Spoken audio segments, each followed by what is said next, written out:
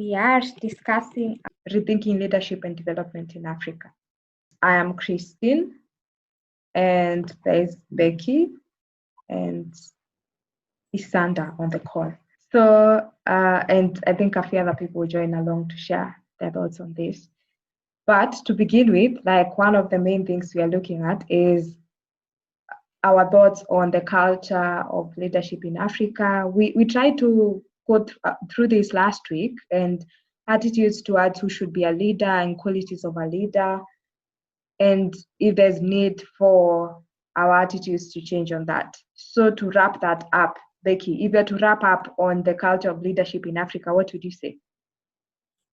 We had a very interesting conversation last week, obviously, and it's spilled over on WhatsApp, and there isn't even a single way of wrapping it up, because if you look at the kind of conversations that we had on the call itself, we could hardly pinpoint where the issue is, because the difficulty is we are trying to find the problem so that we can think about solutions.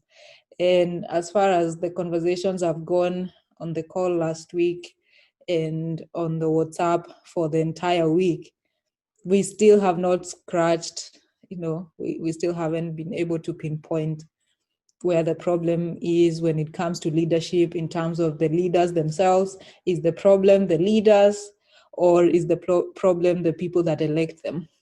So the wrapping up would be to just say that we are still trying to figure out the problem. Yeah, and I think to add on to that, especially on the attitude of leadership, I think even from the discussions we've had, the attitude that we have towards what leadership is like within Africa is, I think, I don't think there's a consensus on who a leader should be, who has the qualities of a leader. I don't think we have even a common example we can look at and say, this is what a leader looks like, and this is what we should be working towards to get a leader. Because I think for most of the discussions we had, the common thing was that the things that influence who we pick as a leader within Africa are various, like someone is influenced either by their need, like I need someone who can build a road that comes to my home. So to me, that's a leader. And then the other person thinks that a leader for me is the person who can benefit me, or because they're from my tribe. To them, that's their leader. Another person is like, depending on which country you come from in Africa, this person is a freedom fighter, therefore they should be the leader. I think there cannot be a common point you can say that this is what we agree is the leader within Africa.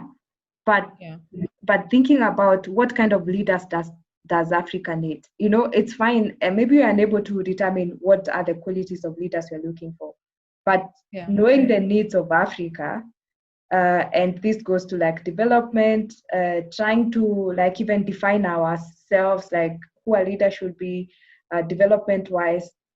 What do you think is the kind of leaders that Africa needs?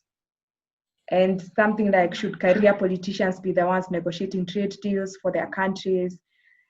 Should there be academic qualifications at the like for different positions? Like if you're going to be to be representing people within parliament and to be making laws, should there be academic qualifications to that extent? That's a good place to start in terms of let's understand what needs to be done, and then we can think about who's qualified to do it. And that actually reminds me one of the things that was boiling in my head, and I was planning to pose it as a question, or like this observation of usually there's supposed to be a difference between politically elected leaders and people in public service, like cabinet secretaries, ministers, whatever they're called in different countries.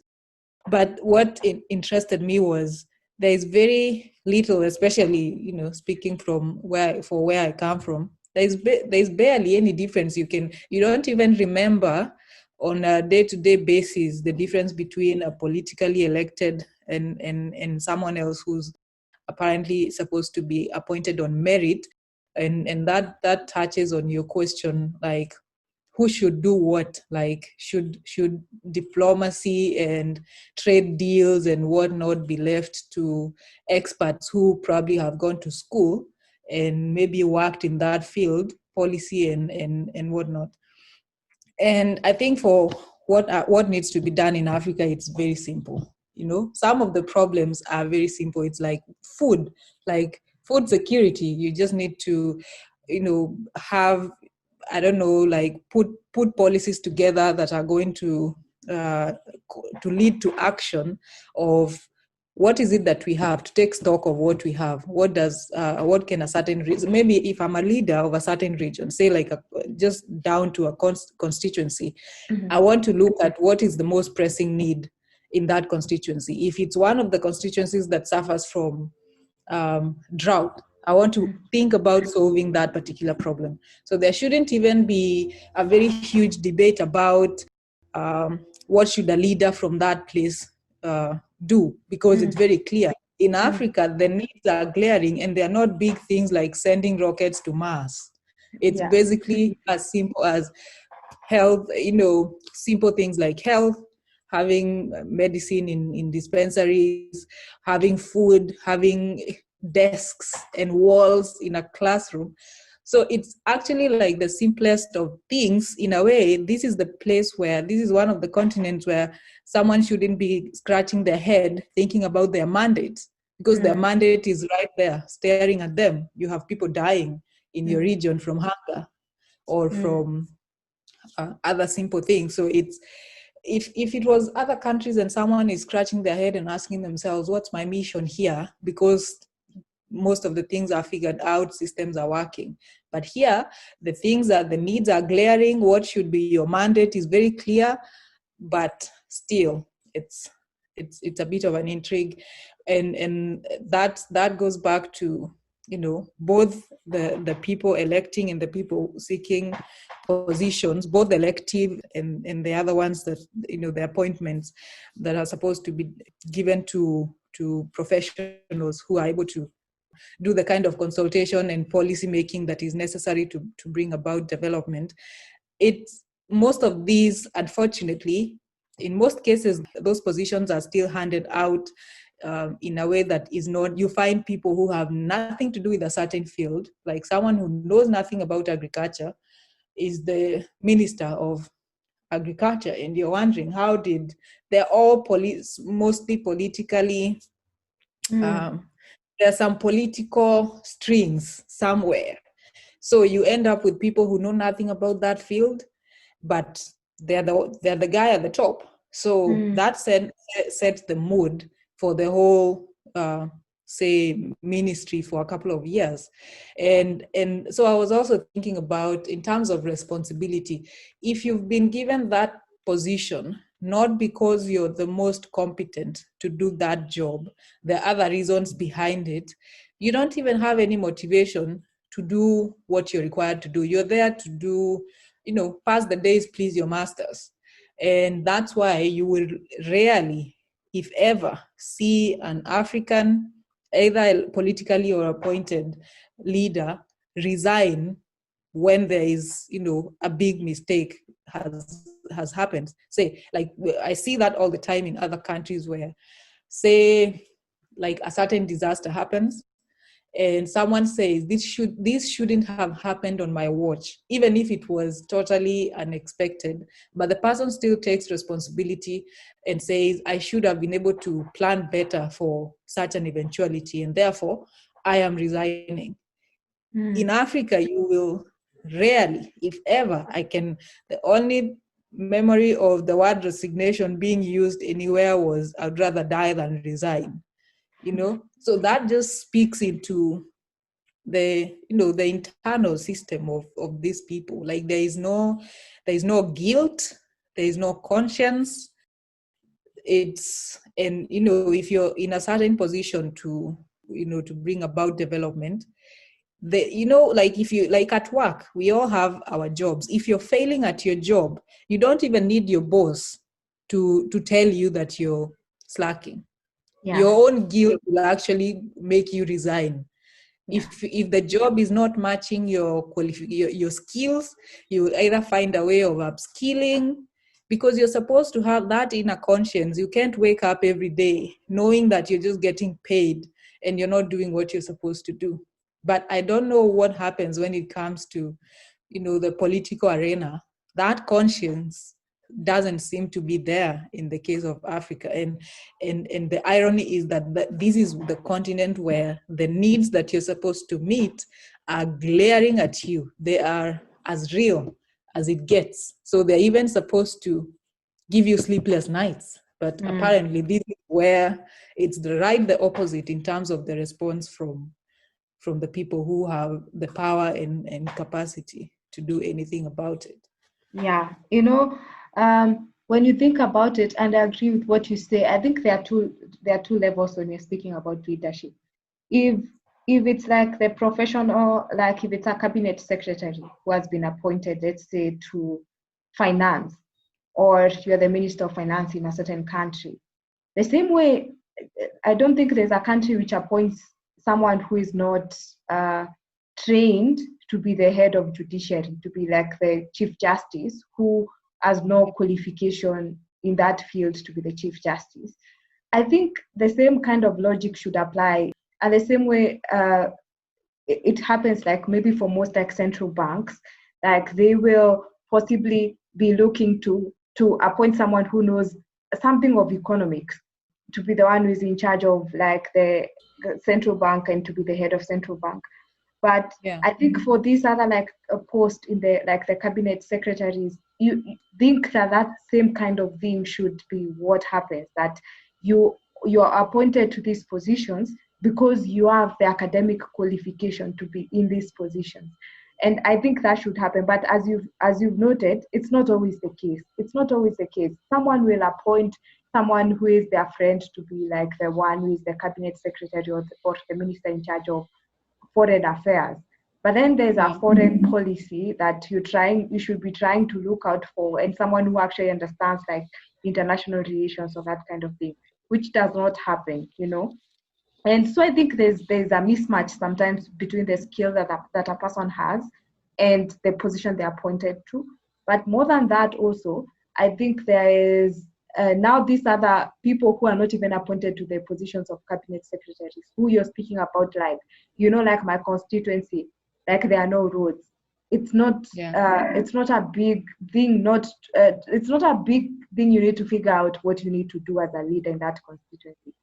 But even more than that is that, and I think, for instance, like in Kenya, these people who are appointed as the members of parliament, and I think for a number of African countries, especially those who use common law, like you'll find like the people who are appointed as to the parliament is the law-making body.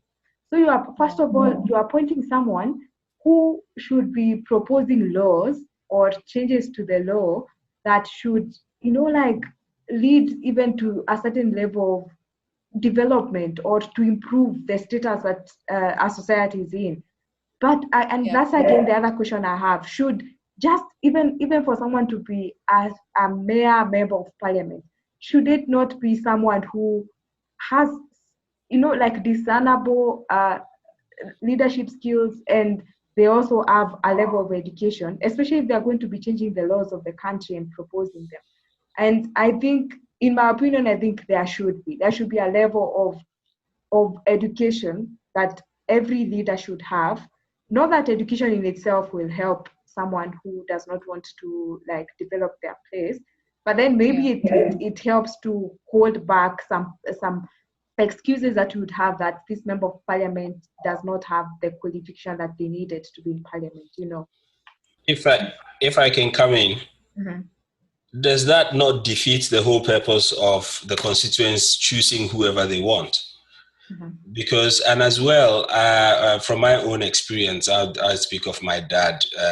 He just is a basic school leaver, but he rose through, and for me, he is my political mentor, and he knew much more than I think I know now, even though I'm fully educated. So I get the point, but whether we can actually, because as soon as you put something down to say everybody should say have a degree, you and I would agree that there are people who have degrees but who are as dumb as anything.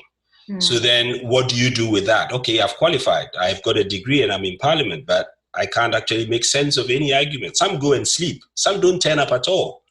So, it's a whole, I don't think education necessarily. I think perhaps what we should do or what should be possible would be a sort of a delegate system like you have in places like England, where the local party structure is strong enough to actually see who is, rather than patronage, see who is actually able to push across the thoughts of the people, can speak the right language, can understand the verbiage and everything of parliament. So there's almost like a local fight to actually get somebody who would actually do that job. And if that person is not educated but can do it, that's fine. If you're educated and can do it, that's fine. Rather than just, parties just putting candidates by patronage. I agree with that. And my comment to that was, my response to Christine's question was actually, the main point for me was discernible leadership qualities. So not even academic qualification. I think she used those right words and I was right there. That's what we need to look for, even in the educated ones. Because some of them, they are educated, but they do not have that leadership qualities in them. They don't have servant leadership in them. They don't understand policies and lawmaking. And some of them just don't understand anything, and they are career politicians and public servants. So the key thing is looking at someone who is well able to understand the needs of the people that they're representing, someone who is empathetic. I think for me, above everything else, what we need in Africa right now is literally people that have a soul, literally someone with a soul, someone who's not going to, go campaigning around their village for months, knowing very well that they're going to disappear without a trace the moment they get that vote. I don't know how that can be reversed in terms of getting people who are different, because I believe that society produces from itself. So we can't ask, where do these people come from? They come from among us. So my question is, when and how are we going to be able to produce people that have a soul? Because that's the only way that we're going to see developments, for someone getting into that office and deciding these kind of leadership that has been, this way of doing politics ends here in this office. I think that we would reach that stage if our electorates are angry enough. If they are not angry enough, you see, we are humans, and we all would, I think the best of us, or the best of any human being, is seen from the challenges that they actually encounter. So if you're a leader and your people actually put you on your toes and they come to you and ask you questions and demand for it, a lot of politicians will come to these villages and promise them roads, promise them everything. And they won't deliver for 4 years or 5 years and come back and tell the same villagers, well, you have 10 shillings or 10 cedis or 10 naira, and then vote for me again, and they vote for them. And for as long as that continues, we would never see a change. So the people in those places should be angry enough. At least when they're told lies, they should be able to look these people in the face to say, you came 4 years ago, you told us a lie, this time I'm not voting for you. But if we keep to, and a lot of our voting tends to be tribal. So if the person is part of the tribe or comes from the next village, or, whatever the indices are, we tend to vote for them without even checking the lies that they've told us. So if we would, for me, I think it comes from the electorate being, perhaps maybe is a level of education. Because when you look at voting patterns in the capital, in the cities or in the towns, it tends to actually follow a lot of the delivery of the parties, what they say they are going to do, and almost kind of a descending pattern, as opposed to in the villages where they don't really care. If you say we should vote for this man, we'll vote for that man. And until they get angry enough, we will still get the same people. Because my question is, then I was looking at it from the perspective of who needs education in this entire picking of leaders within Yeah. Africa. Who needs the education? Is it the people who are electing them, or is it the leaders themselves? And what kind of education is this that a person who, because you find that even someone, especially when it comes to the election point, even the most educated person who is going to cast a vote, they will sometimes not even like consider like the future. They'll be looking at the moment, what's my tribe, what's like at the point of choosing leaders. I think there's just people are not sober enough, especially within these election years.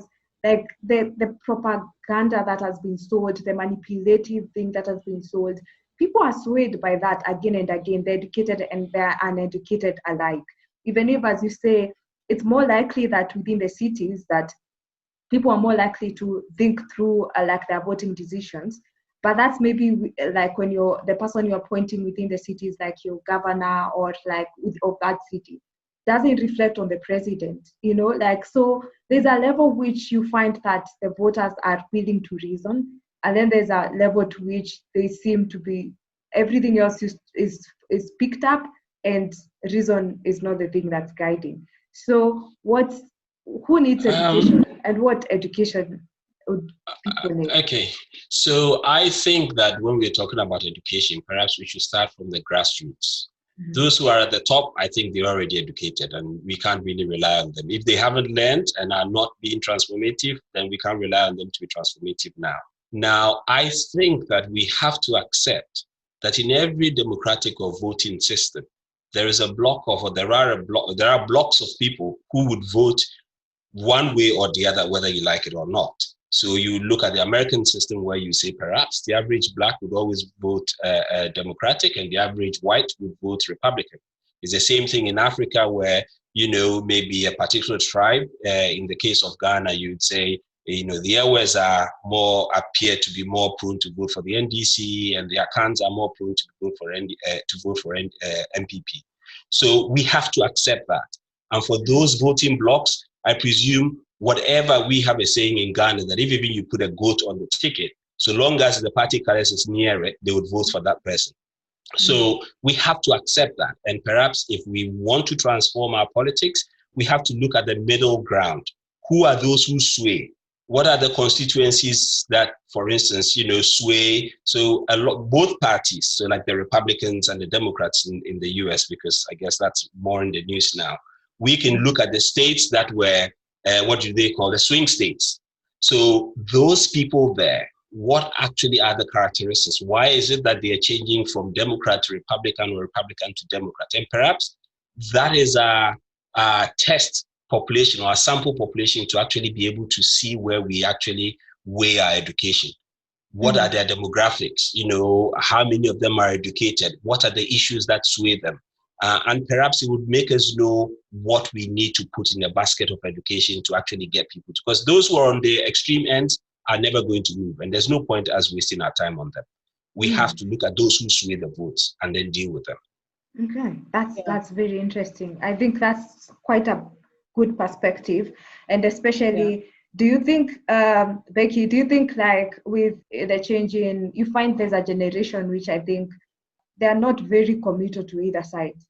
I think there's a generation, especially those who will be very soon be the people who will be voting. I think there's a generation right there that is not going to die for either side, whether it's this presidential card. So therefore, they are the true middle ground. They wouldn't care one bit for any political reason. Do you think that that's where the room is to educate and to start training people on how to think about leadership? I think that's definitely an opportunity for a different wave of political leadership, because there is a generation there that wants to hear their issues being discussed, and they want to gauge you. They have no allegiance to anyone. I think there is some narratives going around, both in terms of political alignments and in professional alignments, that millennials and Generation Z, they have no allegiance to anyone, whether politically or professionally. They will join the organization and leave tomorrow if it's not serving them. So that is a very good opportunity for a different, sort of a political revolution, because those are people that will hold you accountable to what you promised them, and they will not vote you again if you don't deliver.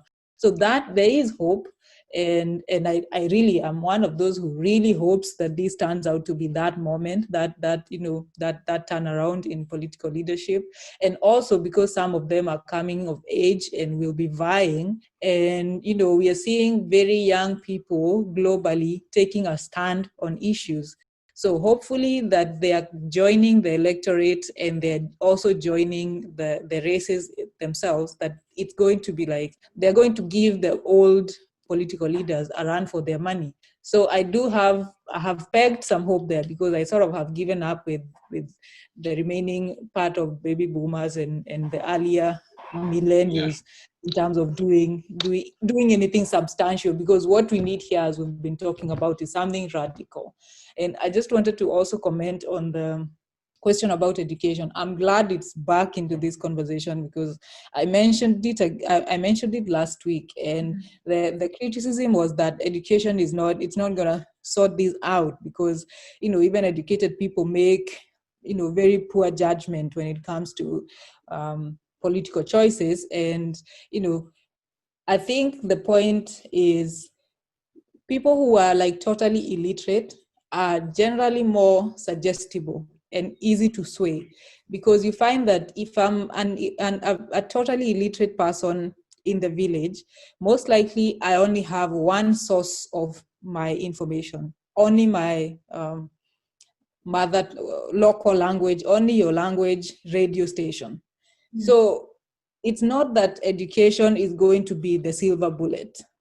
It's, as you get more educated, you not only understand how the world works and systems, there's just a certain level of exposure that helps you to not be that, suggestible, that in anything someone tells you, as long as they are shouting, you're like, yeah, this is it, this is the way to go. You get a fair dose of criticism and standing for yourself. And that's what I was getting at when I was talking about we need to speed up the levels of illiteracy. For as long as the majority of our masses are illiterate, we should continue to expect that they will continuously be manipulated and exploited by political leaders, because you only need a populist ideology and a few coins and you're in. So the thing is, both, it's not even, I wouldn't fight so much about what exactly needs to be part of that education. I would say, even with the current faults in our education system in most countries in Africa, it still serves that purpose of opening up your mind a little bit. And if you can read in 2 or 3 languages, you get to meet people from different places and understand that the world is not just that tiny village shopping center. There is a way that it just expands your mind in a way that you become a better, a better citizen and able to think for yourself and know that there is a way bigger world than just that which is being propagated around you. So the whole point is not that if everyone gets a degree, then they're going to vote differently. I would just say it's a better bet that when people are more educated, you have a fair share of them that are able to think for themselves. And as Kumla has said, obviously, we have those realities that we have to and I don't think it's even a major problem, because politics is like that. Allegiances, even in the UK, you have the splits between parties, and people will always vote that way. But there is, at least the people who vote, even Republicans and Democrats, when they're voting, especially at their local levels, like Congress and others, they're looking at someone who is attending to their needs. So you have a more active electorate than what we have in our villages, who just they just vote as a block, and they're not voting because the person is going to do anything for them. They haven't even had a moment. Look at the kind of the kind of campaigning that people do in the US, town halls, sitting down with people understanding the issues of that particular little town or village. We don't have that. Here we just have big rallies, give people hats and t-shirts and umbrellas, and you have their vote. So that increased level of literacy, it helps people to engage. And that engagement is what we need. That's the benefit from education. So it's not education itself, but that ability to engage on issues. Okay, so I have kind of two issues to raise on the general point of leadership. One is the question which I've been asking a couple of my political pals back home. What is the role of an MP or a member of parliament? It appears to me, at least in the case of Ghana, that we see them as people who must bring roads and schools and infrastructural development. But it does appear to me that if you're looking at the real sense of the work of a parliamentarian, they're just lawmakers. So they can go into parliament and they can lobby government to bring projects. But the people who are really responsible for the infrastructure and the development within a constituency or whatever area they are members of parliament or representatives for is actually the local authority. So and I blame them. I think the history has been that they come and they give goods and they make roads and they build schools and say, look, I built a school here, so people have become accustomed to the fact that an MP actually gives those things. But technically, I don't think that is their duty. Their duty is to make laws in parliament. They can lobby government to bring development into their areas. And I think that is the difference between us and Western places. So if you go to the UK, you would never see a member of parliament come and make a road or build a school. All they would do is that if there's a project or there's a government department and they want to build a headquarters, they might decide to put it in their constituency. But a lot of it is, in fact, if you're an MP in the UK, you don't need to campaign. You don't need to go and give anybody anything, because the Birmingham would say the city council is actually doing all the work in terms of the infrastructure. So I frankly don't even know what an MP does, apart from representing the views of the constituency in parliament. That aside, it looks like in Africa we are missing one thing, which is finance of political parties and finance of politics. So before any party comes into power, most often than not, a political party is a limited liability company, or is akin to a limited liability company in business to make profit. And so when you set them up, and they don't have, like your Republican Party, your Democratic Party, I believe they have big endowments, they have they have investments. So they have money which they put into their parties to run elections, or people donate. And you see it transparently. You see where the money is coming from into these parties before or after elections. You don't see that in Africa. So in my own theory, what is happening is that our leaders, however good they may be, they have to go and borrow money from friends or family or people who are even undesirable, maybe criminals. And once they get that money, they use it to run elections. After running the elections, they then have to make sure they part contracts or do whatever they can to pay for the monies that they've borrowed and to build a war chest for the next election. So that becomes a vicious cycle. And my own thinking is that perhaps we should get to the point where somehow there should be state finance of political parties, because all of us around this table are potential future leaders. The question we have to ask ourselves is, if we were thrust into the position as, say, president of Kenya, president of Zimbabwe, president of Ghana, and we don't have money, what do you do? And as well, even the people around you would start looking at you saying, well, you don't have money, they're not going to help you. So we should actually, beside the question of education, beside the question of what the people in the rural areas do, how is our politics financed?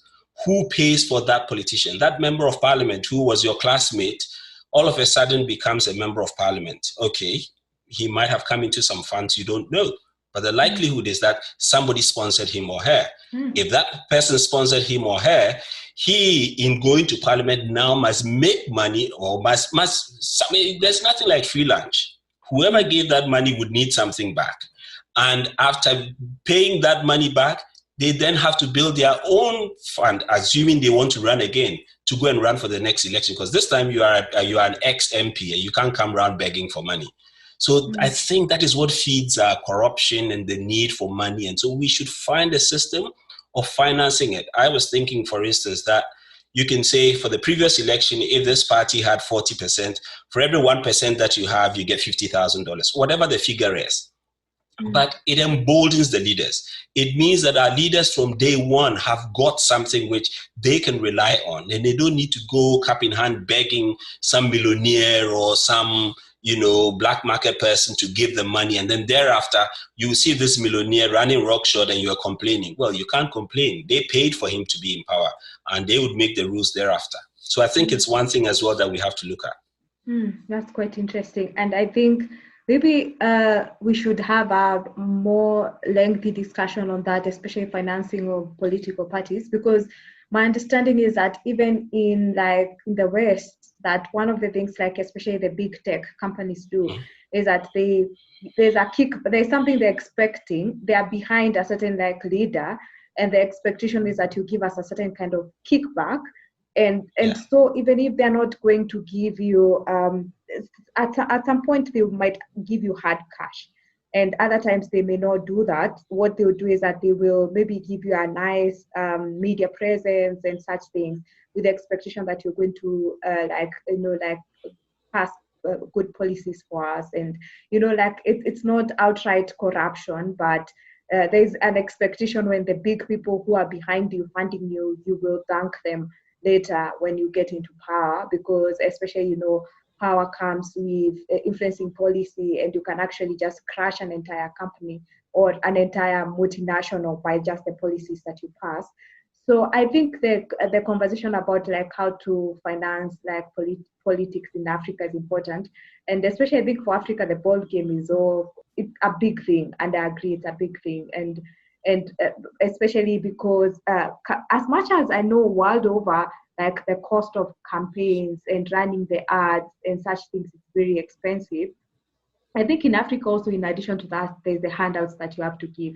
Everyone expects a politician will give me a handout. It's almost an expectation. When this person comes, the person who is giving you a handout is the more likely preferred candidate. So I think, coupled with what you said, the education to make people understand that even a poor person who is a leader, it's okay. They're okay even if they don't give you a handout. But then to also comment on the point that Becky you made, especially on I think you both made it. We are the next generation of leaders that's getting into politics within Africa.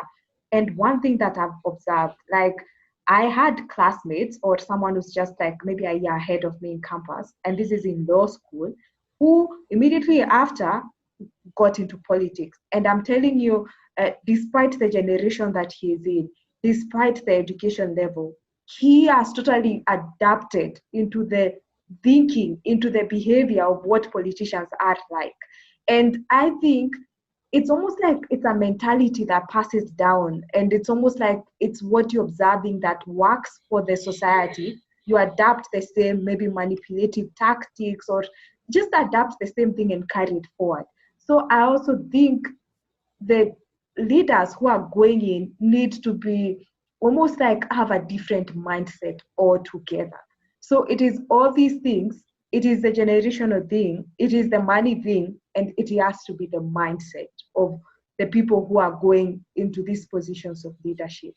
And especially even when you look at Uganda, like Bobby Wine is not an old person. It's a new person who's trying to get into politics. So the time is here where very young people are the ones who are trying to get into politics, be president and all. But I think mindset needs to change altogether, so that a leader to them needs to be redefined, so that they know we are not copying the people who are in leadership already. I don't know what you think about that. But then also the other thing I wanted to say is to get your opinion is, what do you think? Do you think there's a direct correlation between leadership and development? Look at Egypt, the revolution, and then the Egyptian economy is picking up, and then compared with Uganda, you can't quite understand. Other than the leadership, which you can point to and say there's a problem here, Uganda, the development in Uganda and how they're doing economically is not the best. So do you think there's a direct relationship between leadership, the person who's in leadership, and development? And what do you think is that connection? And you can speak about Ghana, Malawi, Kenya, Uganda, like just to wrap up on that.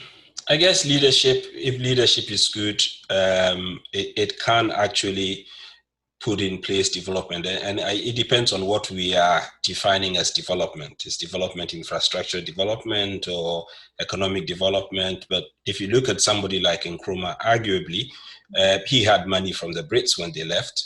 But he seemed to have had a plan and a kind of a blueprint as to what he wanted to achieve. So he got the dam, he got the industries built, and a lot of it was obviously premised on socialist ideology, and therefore they didn't last the test of time. But from the beginning of him getting Ghana independence, you could see that his drive as a leader and everything actually put us on a pedestal for development. As to what happened thereafter, I guess there are a lot of losses, and then we are now trying to pick it up again. But yes, there is a correlation between a leader, and I think it's more of the leader's foresight and the leaders steely. We can't develop by doing things ad hoc.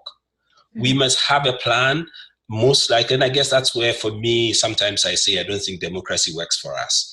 Because we have to have, each country in Africa has to have a development plan. Call it a 10-year development plan, 5-year development plan, whatever you call it.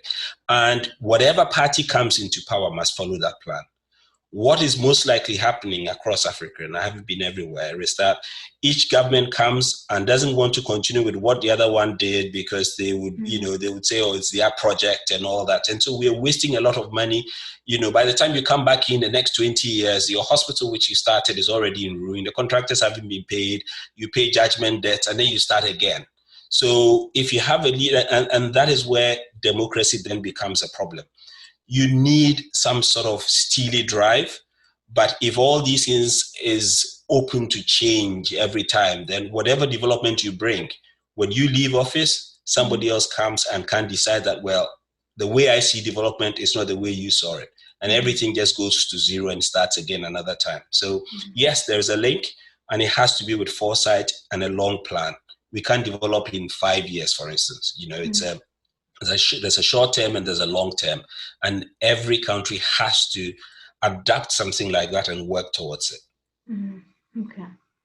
I think I totally agree with that, and I just remembered, I don't know whether it's something that had been proposed, but I do remember having a conversation some time back about what if we had a one-term 7-year, that was in a conversation about Kenya, that what if we had a one-term 7-year presidency, so that someone is not trying to accumulate money to run again, and they know they only have one shot to do what they can do and build their legacy. Because you find that someone uses the first term to sort of settle in and settle their scores with whoever they had issues with, and money that they need to pay back. And then it's on the second term that they obviously, we know it's very rare that a sitting African president loses. So in the second term is when they're doing things in a rush and trying to do something that they will be remembered for. And obviously, just the nature of how contested and ugly most African elections are, presidential elections are. So there had been that suggestion of what if we had a 7-year presidency. So 7 years is a good long while for someone to do something substantial, and they wouldn't be thinking about a second term. So I know we've had this conversation of this call about, the possibility of something that is not democratic, or an office that is not entirely democratic as we know democracy.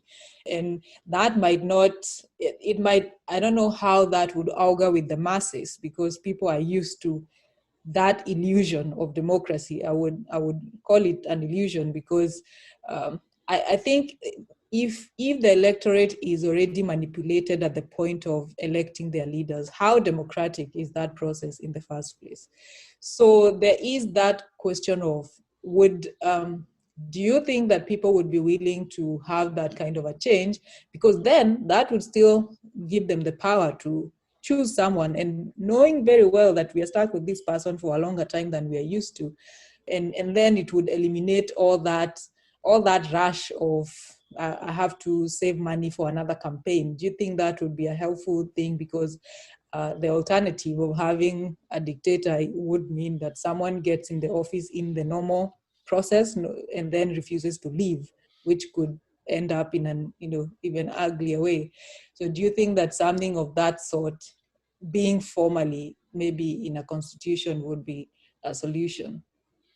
I believe so. So long as we do something that empowers our leaders and give them some time. And I think there should be checks and balances as well. Not everybody wants to actually leave a legacy. I think for some people, it's a dream to just be there. And once they are there, and sometimes as well, I guess we will have to also consider this. How much is a leader responsible as much as the people around him? So we say, for instance, with Jerry Rawlings, the commentary is that, he was a dictator pretty much from 1979 right up to 2000 when we handed over. And he had the opportunity to transform Ghana to the, better than how he left it. But the issue is because he did not have the knowledge in economics or business or whatever. He was a soldier who rose through the ranks, to become an officer. It was the people around him who were actually deciding for him. And I guess he is a strong leader, but he needs somebody to actually guide him. He needs somebody to explain the things to him and to push him in there. And perhaps because he's strong, he would throw out some of the ideas away. So yes, if we get a system that, say, 7 years, if we consider that long enough, but I think most importantly, we should have a plan. As a country, we should have a plan. And perhaps if we have a plan, it doesn't even matter if it's 4 years or 5 years or even 3 years. Anybody who comes in is following that plan, because we have all agreed that we need a rail line from Mombasa to Nakuru, and that is what we are building. If you build 10 kilometers and leave, the next person who comes is actually just going to continue that. If we don't do that, we are never going to progress. We are not going to build on where we leave off. And a little bit of, I think, democracy and what it brings. So, of course, every parliament is, under the parliamentary system is supreme. So one parliament can make a law and the other parliament comes and cancels it. And those are the things we have to watch. Yeah. If you follow European history or even any Western nation, the times when they developed and built their wealth, they were not democratic. As recent as the 100 years ago that women had votes in the States, it is just what it is. They built their undergrounds and everything on cheap and free labor when there were no health and safety laws and rights and all that. So once they got all that, once all the wealth was built, then democracy came to cement the luxury of the wealth. We haven't built that wealth yet. So if we are, and I support the rights, people should be able to say their mind and have some freedoms and all that. But when it comes to a national project, which we have all agreed to, if we have agreed that we need a regional hospital in every constituency, well, let's build it. And we should stop any parliament or any politician or any votes from changing it, unless we don't have the money to do it. And so it's about, it's about getting the balance right, but I think we have to put some rigidity in our system. Otherwise, democracy will kill us off. Yeah, and I think the thought that crossed my mind was most of the constitutions we have are adapted to something. They're a Western version. They're a version of Southeastern. And as we keep talking, it's just very clear that Africa needs an African solution. Africa needs African solutions, and because like right now, if you just go and propose to someone, like just tomorrow, go suggest that to someone, like, can we edit, amend these constitutions and have like one long presidency, like 10 years. Listen to I'm just speculating, but I think the initial reflex of most people will be, but that's not how things are done. You always have 2-term presidents, whatever the length of time would be, and that is the biggest problem. We don't have to match our systems to anyone. We're looking for solutions that will work for us. Imagine if we just said, you have 10 years. It's only going to be 1 term and it's 10 years. Even just trying it, we are not sure that it would work. But what if we just tried and see how would these leaders act if they knew and they were guaranteed that they would be ruling for the next 10 years. I think for me, it would be worth a try, because in the first place, what's there to lose? Don't we have many countries who have had leaders for, several decades? So what would be the harm of actually trying and seeing whether it would work, especially with a new crop of leaders? I like the thoughts, like especially when, like on the development plan, it got me thinking that should the politics be separated from like infrastructure projects and development projects of that kind, so that, for instance, like how China have a 13th 5-year plan. So like you plan and you're like, we are doing Belt and Road Initiative across the world. The anyone who becomes president after Xi Jinping is not going to come and say, forget Belt and Road. Like I'm starting a new project, which is, I don't know, something else. Like I think the development, having the development done on a more solid basis, with not any change in power affecting the development. I really like that plan. And especially when you look at, even because it's not all state departments that there's a change in how things were done because of that change in political power. For instance, if you look at like the National Treasury, it doesn't always translate that there's a change in power. It's the cabinet secretary will change, but how things are done at the Kenya Revenue Authority or the National Treasury is pretty much the same. Like there are laws that have been able to be passed to make it a bit more stable in how things are made. And most of the economic laws remain quite a bit stable. Like if it's not like the new government is going to come and change and say that we are saying there's no custom duty that will be charged on cars that are being imported into Nigeria, for instance, or something. Like there's certainty even for investors because I know even after the elections, the economic laws need to be certain so that I can be sure that once I've invested this year, I don't expect because it's towards the year of election that there will be a complete change in the law so that now like foreigners cannot own property. And that's done a lot through the Constitution, where the Constitution clearly defines and says like, this is who can own land, this is leasehold land, and that kind of thing. I think the stability can be enshrined, but development is taken away from decisions that an incumbent government or president should be making. So I think that's an option to go about it. And even maybe the longer term, if you look, I'm always citing China as an example because they opened up the economic plan when like towards the 1980s, like I think 1979, and see how far they have gone. And that was after most African countries had gained independence. But if you look at what they have done, is like their president has been in power since 2013, and see he is still, and I don't think anyone is fretting on when is the next change in power coming. And so I think even the longer term, there's a bit of stability that most African countries need in the leadership to be able to develop and progress, and develop meaning infrastructure and maybe the trade deals that are being negotiated and such kind of thing. And also the observation, Africa, we are not, I think I agree with us having more rights that right now you hear someone speak about access to internet as a right, as a human right to have this and that thing and to have that. But the truth is that we are not there yet. Like we are really working hard to get the rights of countries that have, we are at the point where they were when they didn't have any of these rights. But I think it's until we realize what we have and what we need, and maybe it's not as maximum rights as possible, but maybe as much stability and working hard that we need more than the right. But I think it's an interesting conversation to have. So guys, if you could like make your final comments on the topic, that would be awesome. Okay, I think I'll go first. And I think my closing thoughts are definitely there is a correlation between leadership and development. I think that's undeniable. And it's not like a small, cause and effect, because especially in Africa.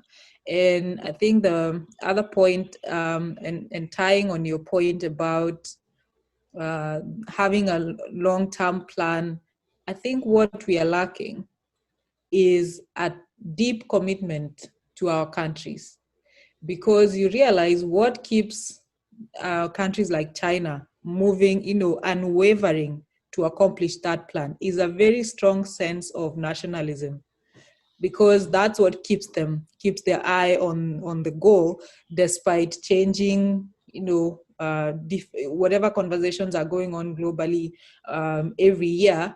It doesn't make them change their direction and strategy.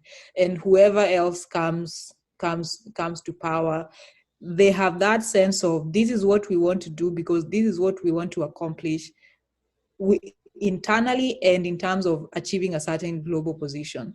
I think if I was to just think in the context of Kenya, there is no discernible plan in my entire childhood all the way to adulthood. There is a very little, you cannot draw a line on where we've been heading as a country. So that speaks into, we definitely have not had that roadmap.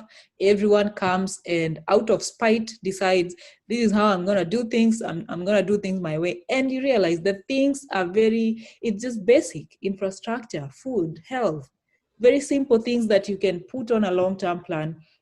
And these are some of the places where money is being lost, not even in terms of corruption, but you realize if everyone comes to power and decides to do things their way, the amount of money, the amount of resources, even intellectual, that are spent in trying to consult and come up with another way of doing things, that's where years are being lost, time that would have been going in actual development.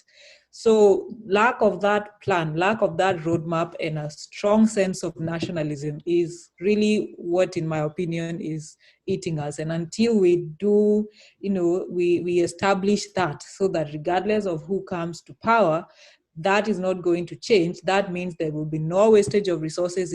It's literally hitting the ground running. You would be working with a new team that you've selected, but you're all running towards the same direction. Not like what I've seen in most previous elections is someone comes and starts digging ditches for some tapped water project, and then the next MP comes and they're like, no, my focus is on building schools, and they start building a classroom. They lose the next election. In 10 years, you have ditches that have no taps. You have 2 classes that are not roofed. You have, it's a caricature. So I think until we get such a roadmap and a very strong commitment on what needs to be done in like the basics, we are still in trouble. Yeah, I also agree with you. Leadership definitely is linked to development. We have to look at the funding of politics. We have to also just look at our development plan. We have to also consider democracy and its role in the African development. As I say, it's very difficult these days to go and say anything about democracy and make it appear that it doesn't solve all solutions. It doesn't give all solutions, but it actually doesn't in our context. And so we should try, and so long as we are agreeable on what our way forward is, we should be able to make some decisions that should sidestep democracy, that should kind of get us to achieve what we want to achieve. And as well, we have to look at our role definitions, because I think we've taken a lot of these things from Western countries, and somehow we have to see how they mesh into our cultural systems. So we say in Ghana, for instance, whether the issue of giving bribe is linked with our traditional culture of taking gifts. So if you're going to the Kiji, or if you're going to see a chief or somebody, you take some gifts to them. So when you're going to a public, somebody's office for a job, which is his job, which he must do, you feel obliged to give him something, almost as a thank you, either before or after he's done the job. We have to see how these systems are also either opposite to what we actually used to, and how we reform to those things. But ultimately, yes, I agree. Leadership is linked with development, and with a good leader, I guess all these things can fall in place, and we can at least attempt to claim our rightful place. Cool, guys, cool. And I think in the next, as you're speaking, I was thinking maybe the next discussion should be does democracy work for Africa, or should we just abandon this ship? And we are abandoning it to which ship? Like, what should be the next? What are some of the things we should be looking at? And yeah, anyway, we'll discuss and agree on the group, like what are the other possible topics to have. But thanks so much, guys. And I think the thing is that these discussions, I'm hoping they land on ears that make someone think, make someone actually question some of these things that we're saying, and maybe they can point someone to a direction that might help any African country to, to like rethink how things are being done, because it's much needed. It's desperately needed, I think, in Africa. Okay, thanks a lot. Okay. Cool, guys. Okay. We'll chat on WhatsApp. All right. Okay, bye.